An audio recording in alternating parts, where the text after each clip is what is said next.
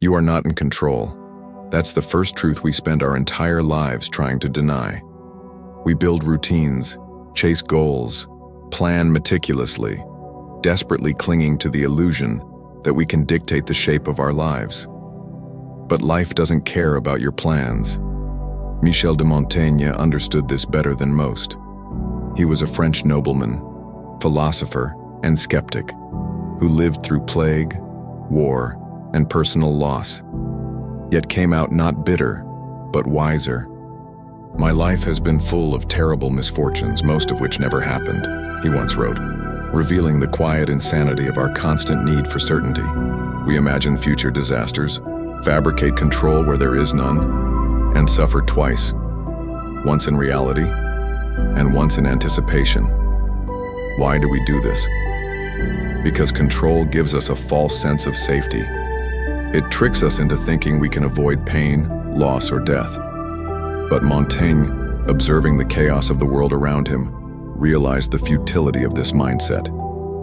He saw how people tortured themselves trying to master what cannot be mastered: fortune, fate, the opinions of others, even their own bodies. He turned away from this madness and asked a radical question. What if we stopped pretending we were in charge? What if freedom didn't come from control, but from its surrender? Imagine the relief of no longer needing everything to go your way. Imagine the freedom of embracing uncertainty, of trusting that you are adaptable enough to meet whatever life throws at you. This wasn't resignation, it was liberation. Montaigne didn't become passive, he became alive.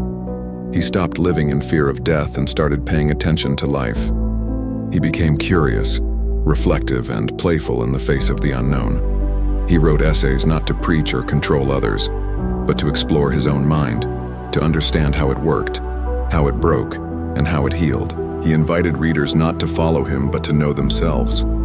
"If my mind could gain a firm footing," he said, "I would not make essays, I would make decisions."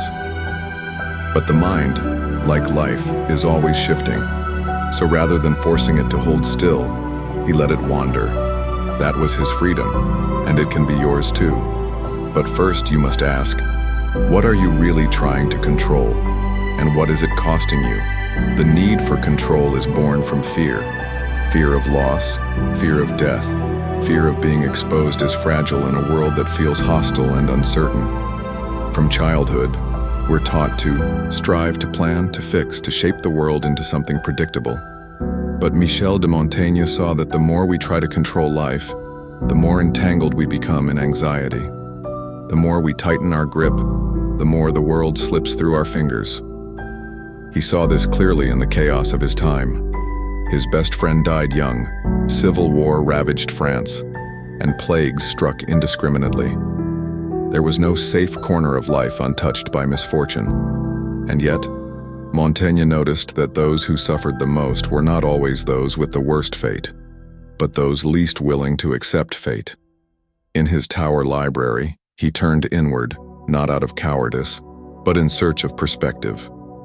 He read the Stoics, the Epicureans, the skeptics, and through their wisdom he crafted his own. One truth returned again and again: life is wild, uncertain, and beyond our command. But we still have one thing. We have ourselves, our minds, our judgment, our response. And that, Montaigne believed, is where freedom lives.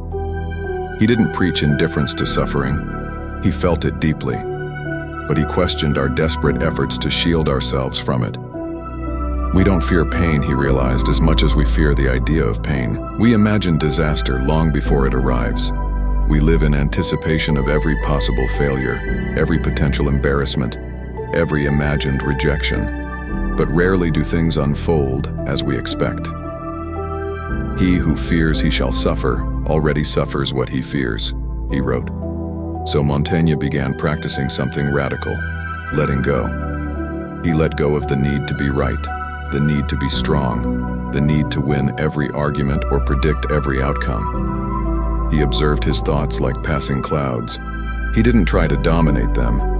He accepted that he would be foolish sometimes, afraid sometimes, even contradictory. He stopped demanding that life make sense. And in that space, he found a kind of peace. Not the peace of having everything in order, but the peace of no longer needing it to be.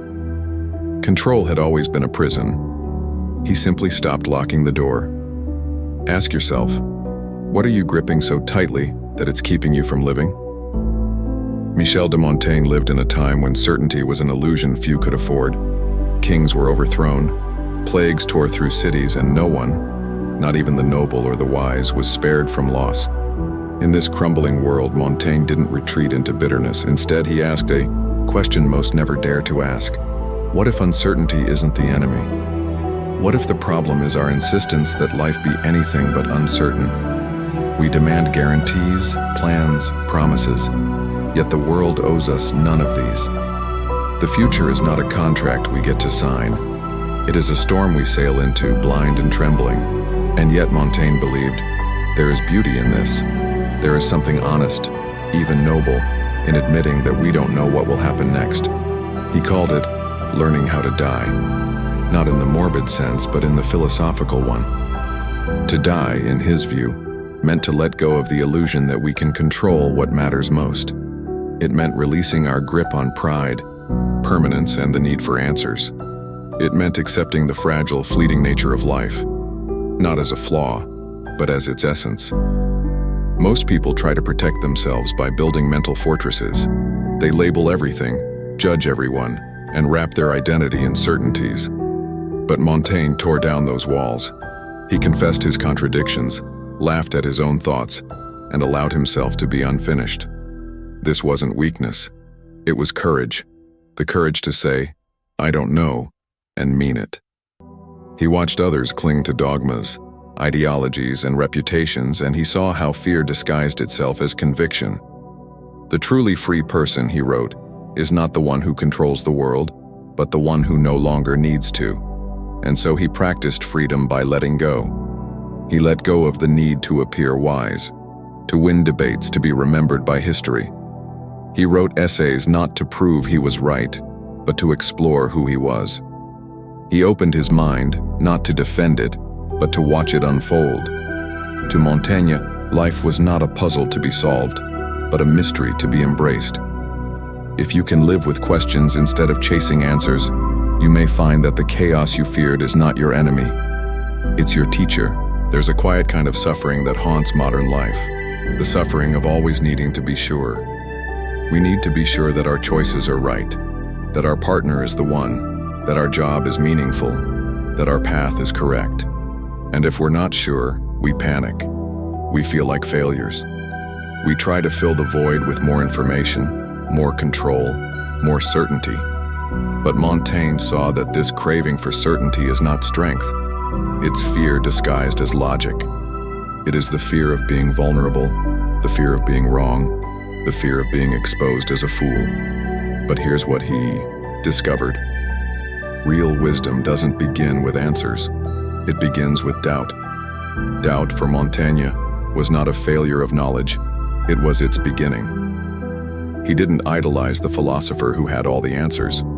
He admired the one who admitted, openly and without shame, I do not know. Because to say that is to leave the door open. It's to invite life in, unfiltered.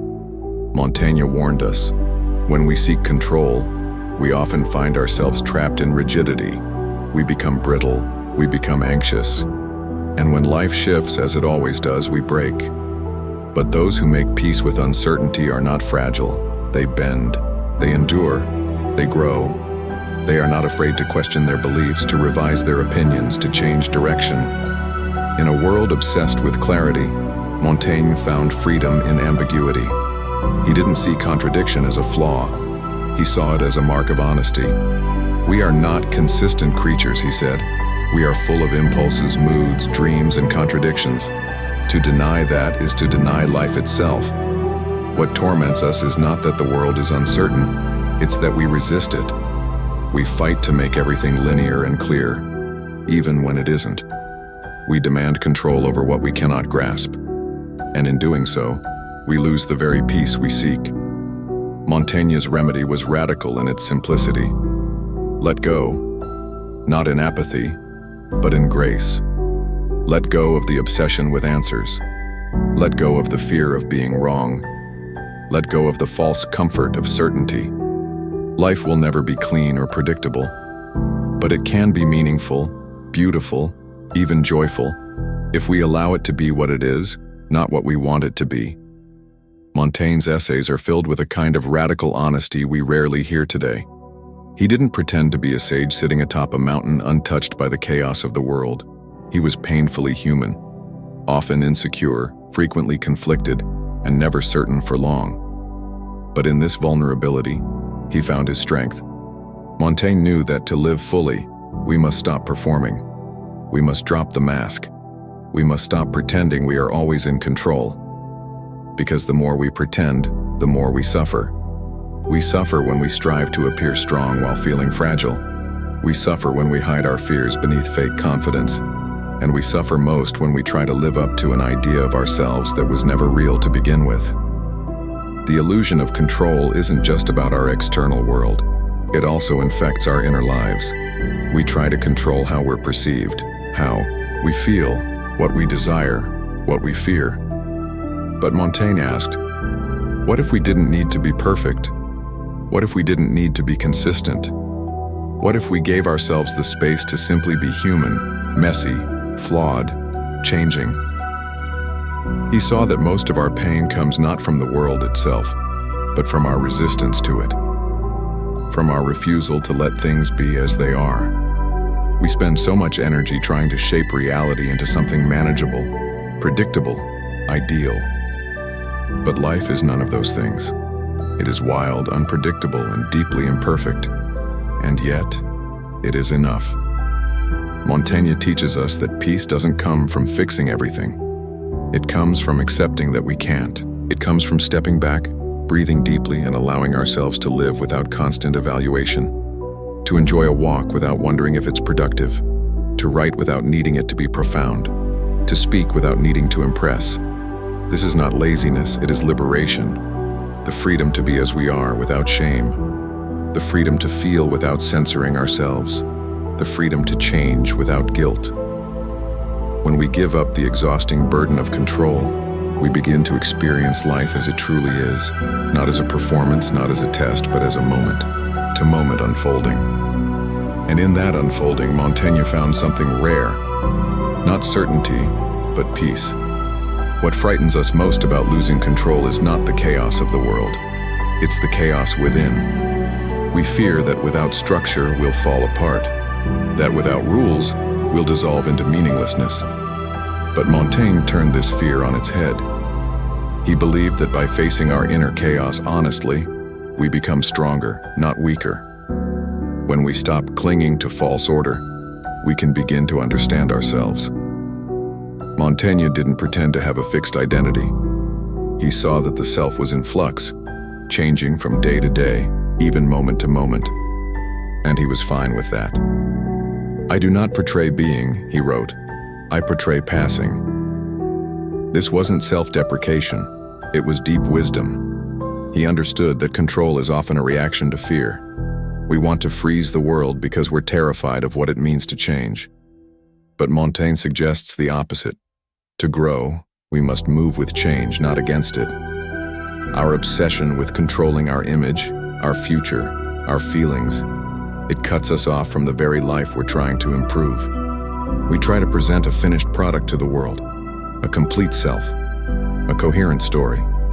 But Montaigne dismantled this illusion. He wrote about his confusion, his contradictions, his failures, not because he was proud of them, but because they were real. In doing so, he showed us that our brokenness isn't shameful. It's what makes us human. And when we stop hiding from it, we start healing. Montaigne's essays offer a different kind of strength. Not the strength of the unshakable, but the strength of the vulnerable. The strength to admit you don't know, to laugh at your mistakes, to sit in discomfort without needing to escape it. This is not weakness. It's the foundation of inner freedom. When we stop needing to appear strong because we're no longer performing, we're simply being. Montaigne reminds us that life is not an argument to win or a puzzle to solve. It is an experience to be lived, moment by moment, without demanding that it always makes sense. And when we drop our resistance, we discover something unexpected. The chaos we feared isn't our enemy. It's the raw material of a life fully lived. That, Montaigne believed, is the beginning of wisdom. Montaigne understood that most of our suffering doesn't come from what happens to us. It comes from how we think about what happens. We spin stories. We anticipate the worst. We replay conversations, obsess over outcomes, and try to prepare for every possible disaster. This mental noise becomes the architecture of our prison. And at the center of that prison sits the illusion of control. We believe that if we just think enough, worry enough, plan enough, we can outmaneuver fate. But Montaigne knew this was self-torture. "My life has been full of terrible misfortunes," he wrote, "most of which never happened." With that line, he exposed a universal truth. Much of our pain is imaginary, not because it's not real in the moment, but because it is constructed in the mind, projected into a future that does not exist. We suffer not from events, but from our fantasies about events. Montaigne wasn't offering escapism. He wasn't telling us to ignore danger or deny pain. He was urging us to see clearly, to understand that fear, left unexamined, becomes its own tyrant. It keeps us from living, from loving, from resting, and most of all, from trusting.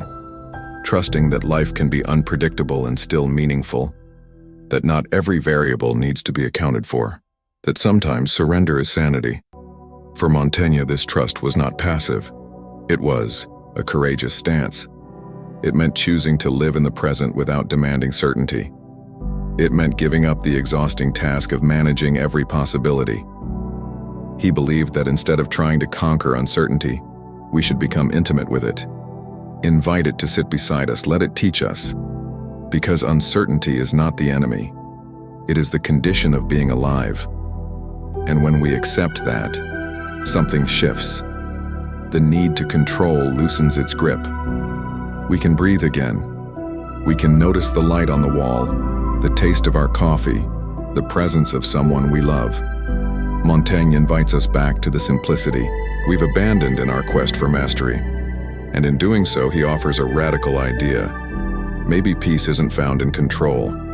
Maybe peace begins when we stop running from what we can't know, and we simply live with all the uncertainty, all the mess, and all the beauty that life has always held. There's a moment, Montaigne believed, when a person realizes that their attempts to control life have not brought peace, but exhaustion. That moment, if faced honestly, can become the beginning of wisdom. For most of us, control is a coping mechanism. It gives us the illusion of stability in a world that constantly shifts beneath our feet. But Montaigne saw that clinging to control creates its own form of suffering. It narrows life. It turns us inward, paranoid, endlessly scanning for threats. Instead of flowing with experience, we become managers of the unpredictable. But life is not a project to be managed. It is a mystery to be met with presence. Montaigne urged us to become more like nature itself, fluid, adaptive, responsive. "The wind blows where it will," he might have said, "and so should we, not aimlessly but lightly, without the heaviness of rigid expectations." He wrote about death not to frighten us, but to free us. For Montaigne, remembering death wasn't a morbid exercise, it was a doorway into aliveness. When we accept that we cannot guarantee the next hour, we stop postponing our lives. We realize that every ordinary day is extraordinary because it exists at all.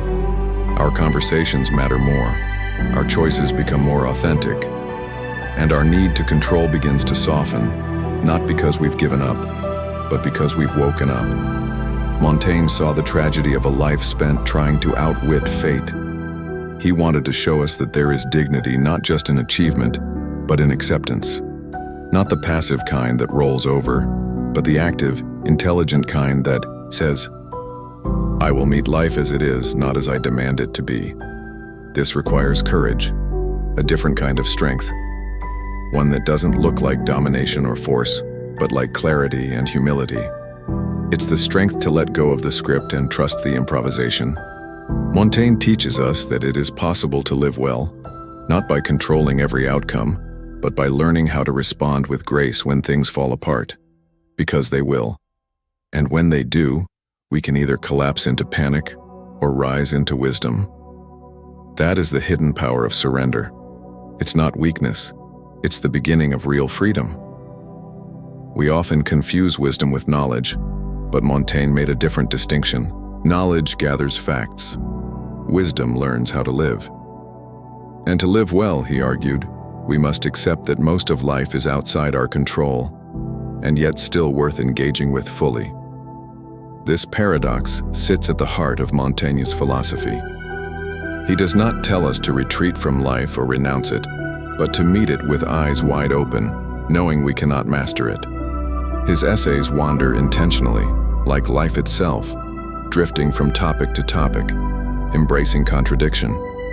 In this way, the form mirrors the message. Life doesn't follow a linear plot, so why should thought? Montaigne teaches us to stop demanding certainty and to start practicing curiosity, to stop trying to predict and manipulate every detail, and to begin cultivating a relationship with the unknown.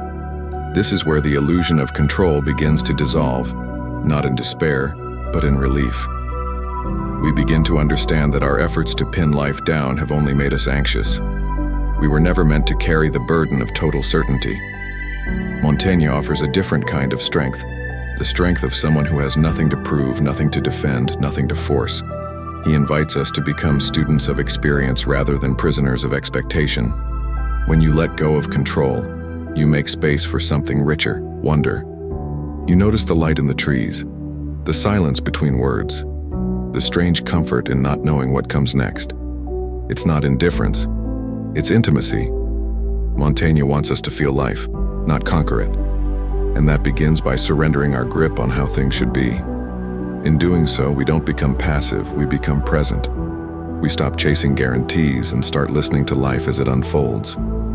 There's a quiet heroism in this, a daily courage in meeting the unknown without flinching. Most of us are taught to fear uncertainty.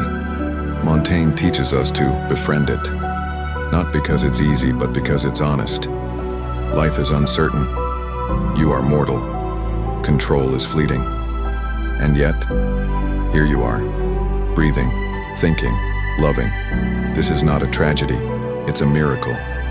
And if you can stand still within it, even for a moment, you'll begin to understand what Montaigne meant when he said, "A man who fears suffering is already suffering from what he fears."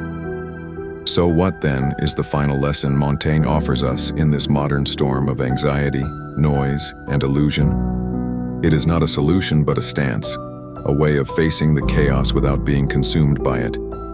Montaigne never claimed to have all the answers. In fact, his greatness lies in his refusal to pretend that he did. He walked through life with a gentle skepticism, an amused awareness of his own contradictions, and a profound willingness to be unsure. This is the radical invitation he leaves us with, not to escape life's uncertainty, but to live alongside it with grace. To walk through our days less like tyrants demanding control and more like travelers open to what each step reveals. We do not need to dominate experience, we need to meet it. And in meeting it honestly, we may begin to find something deeper than control, something closer to peace. Montaigne reminds us that we are not machines, but mysteries, not formulas to be solved, but poems to be lived. We suffer when we forget this, when we demand life to be logical, predictable, and safe. But life is not a spreadsheet. It is a storm, a whisper, a wine glass trembling with light. Montaigne does not offer a rigid path. He offers a mirror, and in that mirror, we see our fragility not as a weakness, but as a form of truth. To live well, then, is not to master life, but to stop pretending that we ever could. It is to laugh at our illusions, to step back from our compulsions, and to return, again and again, to the quiet freedom of not knowing. In this space, we rediscover wonder. We stop trying to build walls against fate, and instead build friendships, write thoughts, take walks, sit with silence. We become human again, less obsessed with being invincible, more interested in being real. This is what Montaigne gives us, not a doctrine, but a posture of openness, humility, and courage in the face of a world we cannot tame. And from this posture, a different kind of strength is born. Not the brittle strength of control, but the fluid strength of acceptance. He does not shout. He whispers. And in that whisper is the truth we keep missing. Perhaps you don't need to be certain. Perhaps you just need to be here.